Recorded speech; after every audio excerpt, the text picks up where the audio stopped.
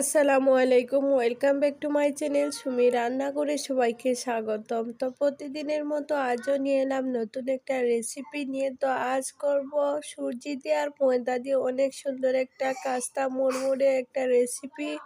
তো ভিডিওটা না কেটে সম্পূর্ণ দেখার অনুরোধ রইল। তো প্রথমে একটা মিক্সিং বোল নিয়ে নিলাম, তার মধ্যে দিয়ে দেব 1.5 কাপ পরিমাণ সুজি। তো আমি এই কাপের মাপ ধরে কিন্তু সবগুলি উপকরণ নিয়ে নেব। তারপর এখানে আমি নিয়ে নেব 1.5 কাপের মতো ময়দা।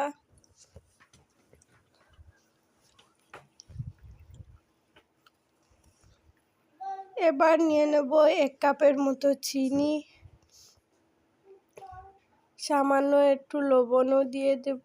দিয়ে ভালো করে শুকনো উপকরণগুলিকে একসাথে একটু মিশিয়ে নেব।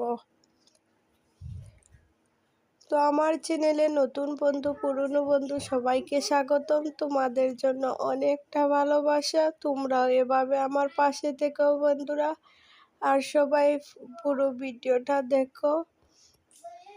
তো খুব ভালো করে এটাকে একটু মিশিয়ে নেব। তো গড়ে থাকা সামান্য কিছু উপকরণ দিয়ে কিন্তু আজকে রেসিপিটি তৈরি করে নিলাম। তারপর আমি যে কাপ দিয়ে সুজি আর ময়দা নিয়েছিলাম সেই কাপের 1 কাপ জল নিয়ে নিলাম। তো আস্তে আস্তে কিন্তু সামান্য সামান্য জল দিয়ে কিন্তু ডোটা তৈরি করে নেব।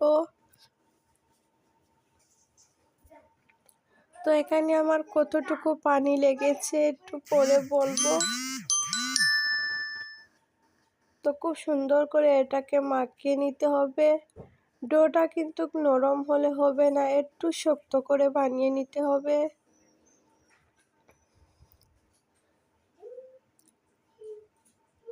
তো এই মুখরোচক রেসিপিটি কিন্তু সকালে চায়ের সাথেও খাওয়া যাবে বা সন্ধ্যে স্ন্যাক্স হিসাবে যে কোনো সময় কিন্তু অনেক বেশি ভালো লাগবে খেতে। তো খুব ভালো করে এটাকে একটু মাখিয়ে নেব।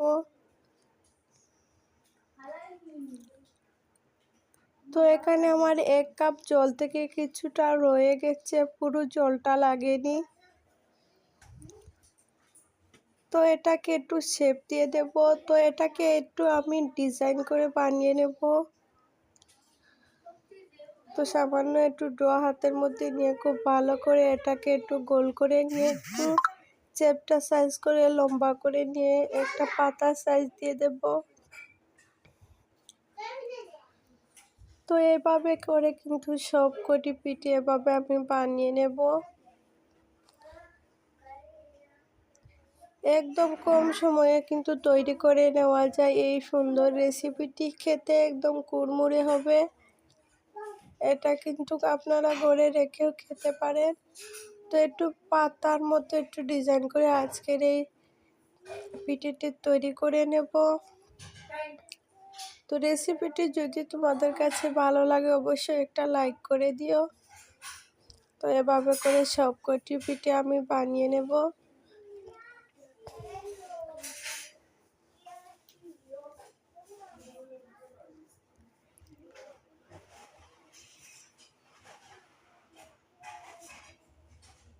তো পরিবারের ছোট থেকে বড় সবাই কিন্তু অনেক বেশি তৃপ্তি করে খাবে।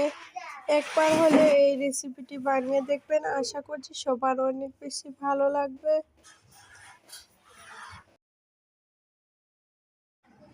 তো এদিকে চুলার মধ্যে একটা ফ্রাই প্যান বসিয়ে দিলাম, তার মধ্যে দিয়ে দেব কিছুটা তেল। তো এখানে কিছুটা তেল বলতে এখানে 1 কাপের মতো তেল অ্যাড করে দিয়েছি।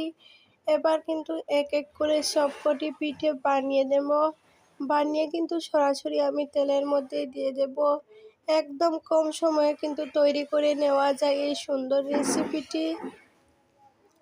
তো একবার হলেও ট্রাই করে দেখবেন বন্ধুরা, আশা করছি সবার অনেক বেশি ভালো লাগবে। তো একটু লাল লাল করে ভেজে নেব, খেতে কুড়মুড়ে হবে, অনেক বেশি ভালো লাগে চায়ের সাথে খেতে। তো এক এক করে কিন্তু সবকটি খুব সুন্দরভাবে এটাকে আমি ভাজবো। তো দেখুন মাশাআল্লাহ কালারটা অনেক বেশি সুন্দর ছিল। এবার এটাকে সার্ভ করে নেব।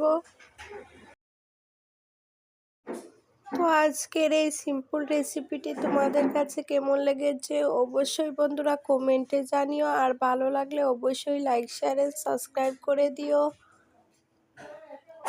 তো কালকে কিন্তু আমি ভিডিও দিতে পারিনি, অসুস্থতার কারণে। আমি এখন আমার বাবার বাড়িতে আছি।